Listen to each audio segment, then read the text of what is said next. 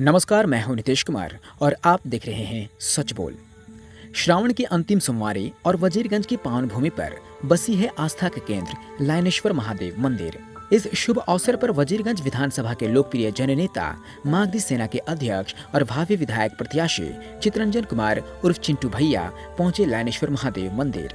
उन्होंने विधिवत जलाभिषेक कर क्षेत्र के सुख शांति समृद्धि और जन कल्याण की कामना की।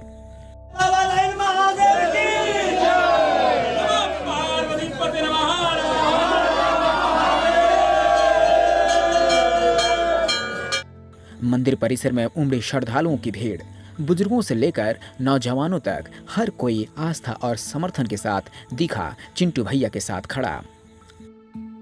चितरंजन कुमार बोले, लायनेश्वर महादेव मंदिर आस्था का प्रतीक है। अंतिम सोमवारी पर उनका आशीर्वाद लेकर मैं वजीरगंज की सेवा के संकल्प को और मजबूत करता हूँ।